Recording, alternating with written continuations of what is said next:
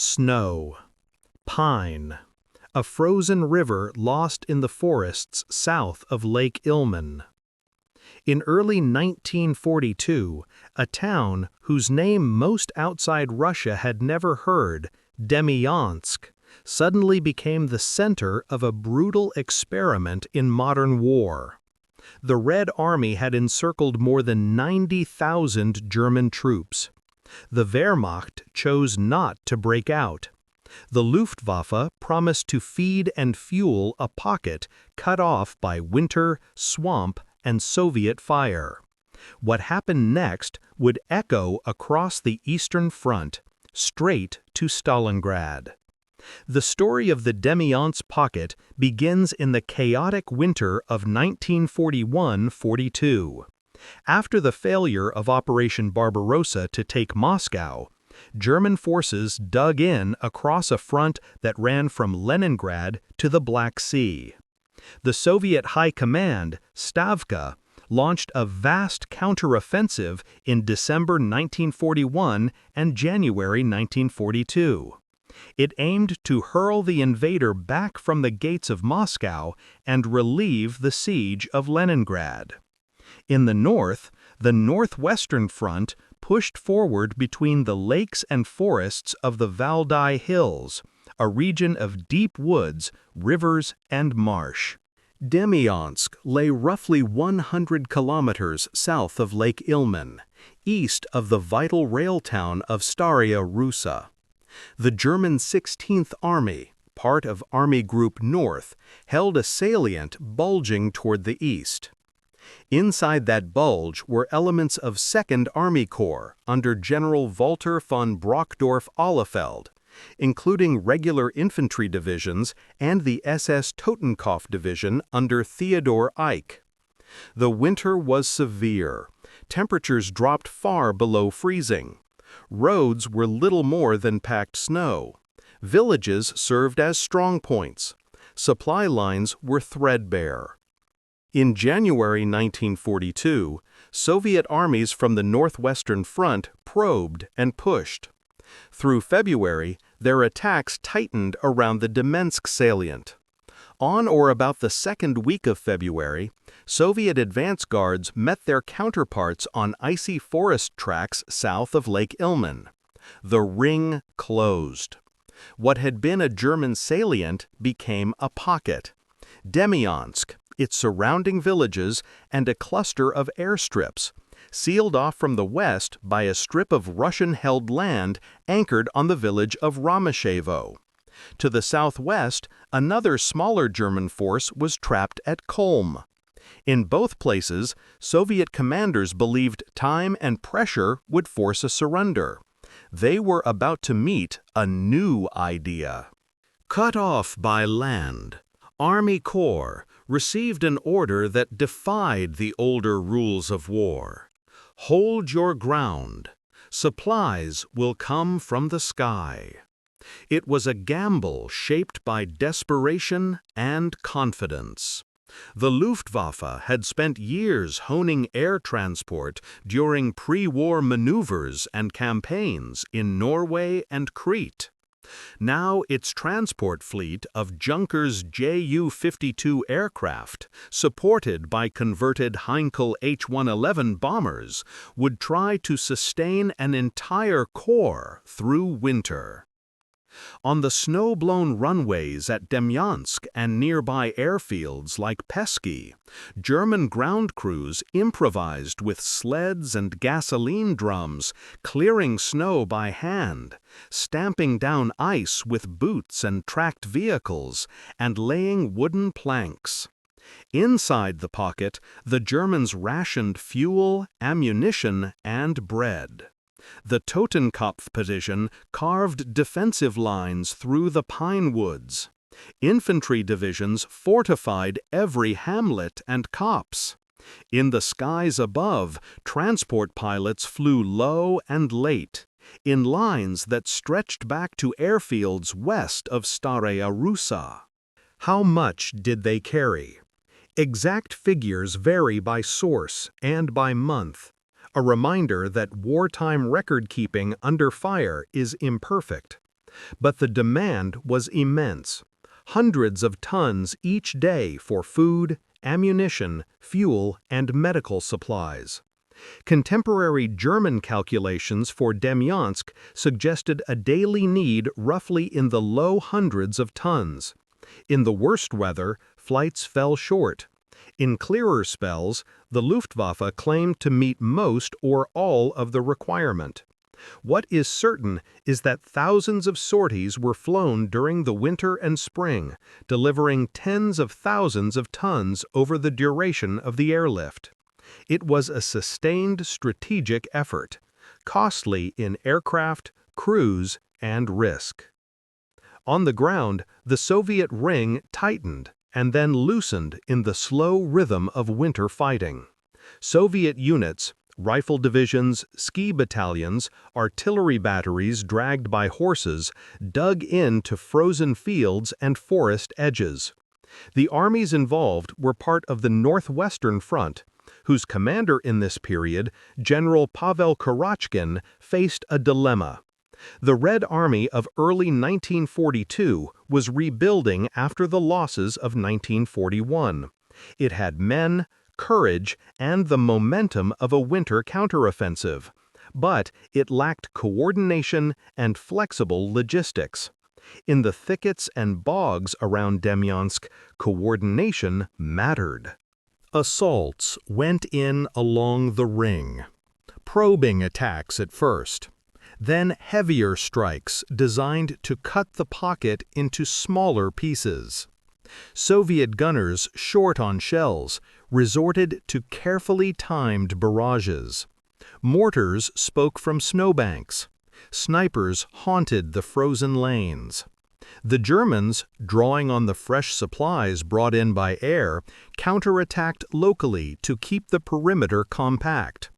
Fighting was house to house in winter villages and tree to tree in the forest.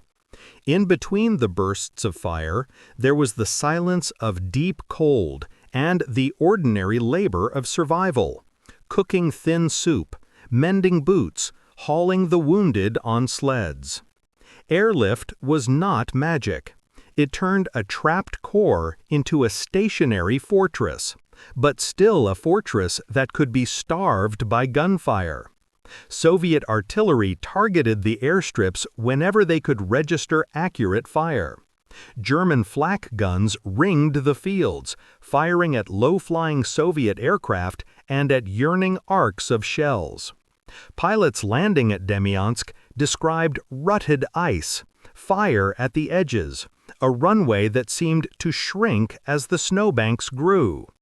Crews who made it in reported unloading in minutes, food first, then ammunition, then medical stores, before taking out the most seriously wounded. The air itself became a battlefield. Far to the west, at Army Group North headquarters, planners faced their own hard choices. Controversy swirled around whether 2nd Army Corps should have tried an immediate breakout, abandoning heavy equipment, to shorten the front and reduce demand. But Berlin watched too. The hold-fast order reflected more than operational calculation.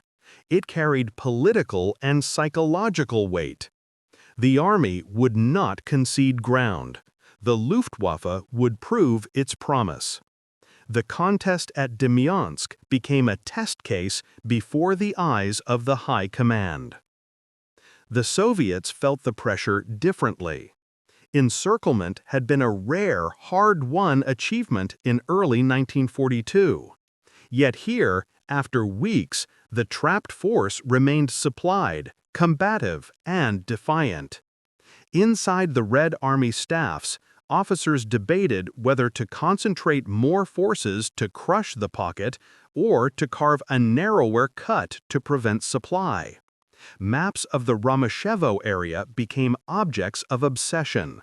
The village and the corridor west of it held the key to any relief attempt the Germans might mount from outside. In March and early April, As the snow began to soften and the days lengthen, German commanders prepared what they called Operation Brückenschlag, bridge building, a relief thrust eastward from the Staraya Russa area to meet a counter-thrust outward from the pocket toward Ramushevo. The relief force pressed along the roads and causeways that zigzagged through forest and marsh. The Luftwaffe increased efforts to suppress Soviet positions near the planned corridor. Inside the pocket, selected units short of fuel but long on familiarity with the terrain probed toward the west. On a cold morning in April 1942, after weeks of fighting through woods, villages, and meltwater, the pincer closed. German advance guards from outside and inside made contact near Ramushevo.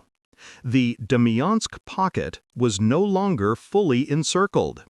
It had a corridor, a tenuous land bridge only a few kilometers wide, hammered by Soviet artillery and small unit attacks, yet enough to allow overland supply to begin supplementing the airlift. The Germans called it the Ramushevo corridor. For the Red Army, it was a bitter moment. A ring broken, but not by capitulation or collapse, and not permanently. The pocket persisted into spring. The airlift did not stop immediately. It was scaled back as road supply, mud-choked and dangerous, resumed. The Soviets did not abandon pressure. They attacked the corridor from both sides, trying to choke it off and restore the ring. In May, the Germans contracted the perimeter and regularized the supply route. By summer, the Demyansk protrusion became a fortified salient, still jutting east, still a drain on German resources, still a thorn for the northwestern front. It would remain a contested slice of front until early 1943, when the Germans finally evacuated the salient as part of a wider withdrawal in the north. What did Demyansk prove? On one level, it validated something that seemed impossible before 1942. An air force could, for a time and at a certain scale, sustain an isolated corps. The Luftwaffe paid for that feat. Transport aircraft were lost to accidents and enemy fire. Pilots were killed or captured. Engines wore out. Winter worked its way into every seam. But the fact remained: Second Army Corps did not starve. The pocket did not collapse. In Berlin, Hermann Göring and others took special note. Later that year, when a German army would be surrounded on the Volga, they would invoke Demyansk as precedent. Yet the differences between Demyansk and Stalingrad were fundamental. Demyansk's distances were shorter. The airspace, though dangerous, was less contested. The number of troops and daily tonnage required were lower. Usable airstrips existed inside the pocket. And the climate, though brutal, shifted toward spring as the airlift matured. Stalingrad would demand far more, roughly an order of magnitude greater intake each day, across longer routes, under worsening weather, and increasingly superior Soviet fighter cover. The Demyansk airlift taught the Wehrmacht that a pocket could survive, but not the limits beyond which it could not. For the Red Army, Demyansk offered harsh lessons of its own. First, encirclement was not the same as destruction. If a pocket possessed airstrips and the enemy controlled the air, it could be sustained. Soviet staffs learned to prioritize seizing landing grounds and driving wedges to prevent the creation of corridors. Second, The tactical skill of German defensive doctrine, elastic defense, counterattacks by Kampfgruppen, concentrated local fire, remained formidable even after the failures of 1941. Breaking a pocket required coordination, reserves, and artillery, assets the Northwestern Front could not always mass. Third, and perhaps most important, logistics ruled the Forest War. Whether attacking or defending, neither side could win quickly here if roads and supply trains failed. In the spring Rasputitsa, the season of mud, truck convoys vanished into brown water.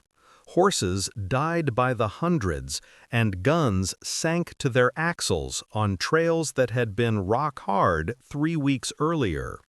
The airlift answered one set of problems imperfectly at great cost. The Red Army's answer would come later in the war. Tighter encirclements, deeper interdiction, and air forces ready to deny air resupply. To grasp the human dimension, we listen to voices across the line. A German transport pilot, diary frozen to his glove, noted the runway at Demyansk at dusk. Snow walls on both sides like a trench, flares at the far end, flak barking as we lift. An infantryman in the pocket wrote of bread rations reduced, then restored after a good flying day, and of the strange relief of hearing aircraft engines overhead, followed by the fear that the next load would not arrive. A Soviet rifleman in the woods recorded the opposite feeling. The drone of enemy planes meant a longer fight, more counterattacks, another assault tomorrow at dawn. The forest eats men, he wrote. The snow eats time. The geography that made Demyansk possible also made it maddening. The Valdai uplands are a tangle of waterways and low ridges, cut by the Lovat and Polist rivers. Forests hedge small fields into a chessboard of cover. Villages cluster on slightly higher ground, each with a church, some barns, a line of birch trees. In winter, the rivers freeze. In spring, the ice breaks and floods. Defense here depends on anchoring to the terrain, holding a village, a bridge, the end of a causeway, and counterstriking along the few passable tracks. Attack depends on stealth, skis, and the slow grind of artillery dragged forward behind men and horses. Names recur. Staraya Russa to the west, Demyansk at the heart, Ramushevo as a place where maps and mud met fate. The Holm pocket to the southwest, smaller but equally severe, where a mixed German garrison held out for months and was relieved in May 1942.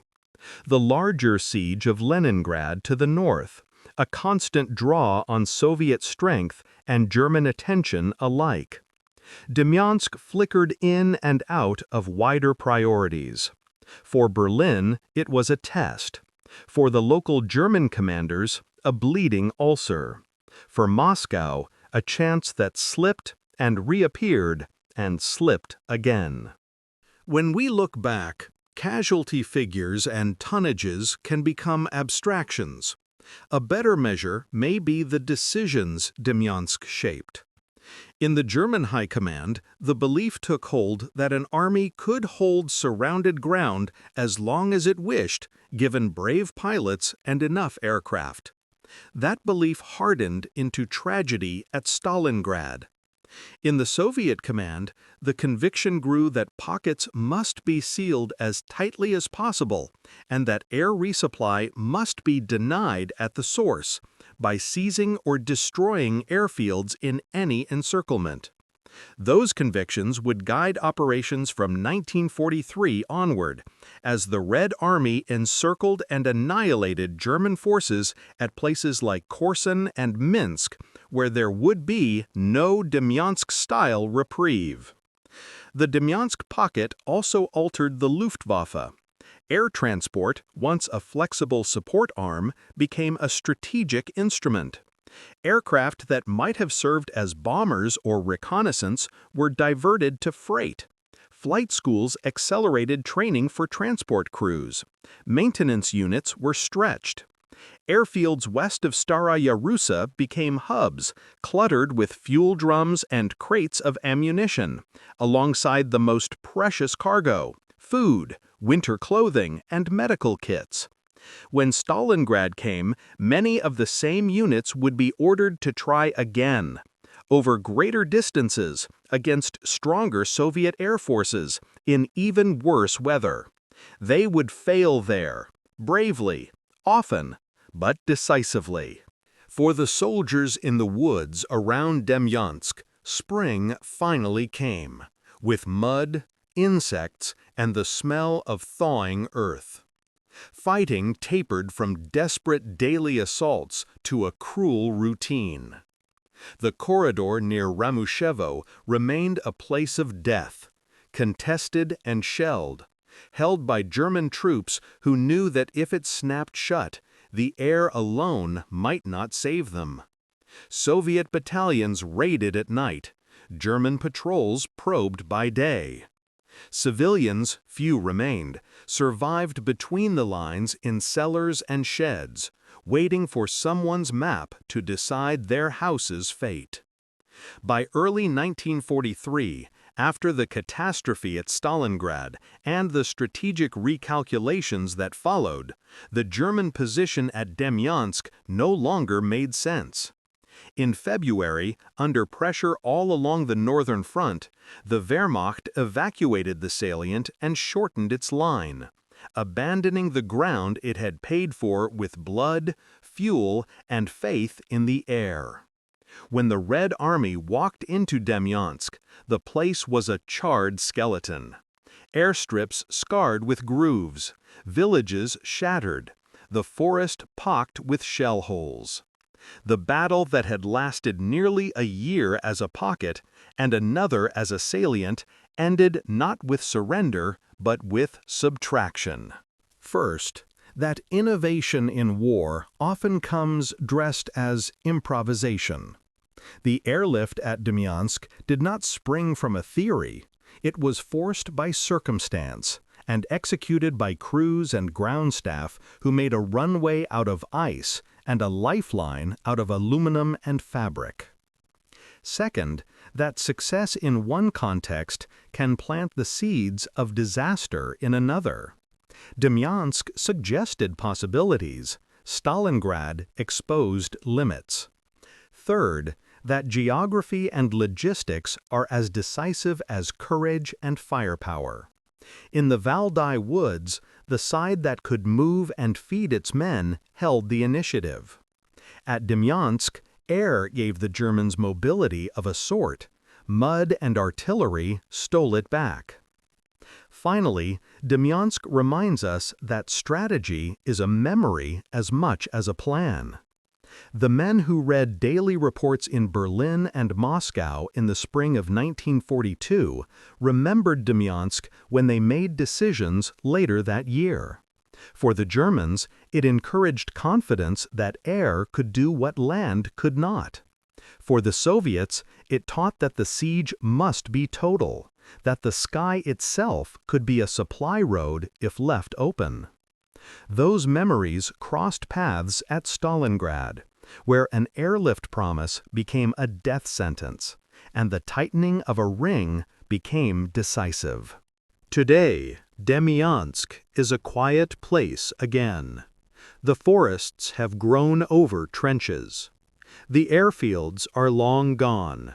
Their outlines sometimes appear in aerial photographs when the light is right. In the summer, fishermen stand on the banks of rivers that once carried columns on ice.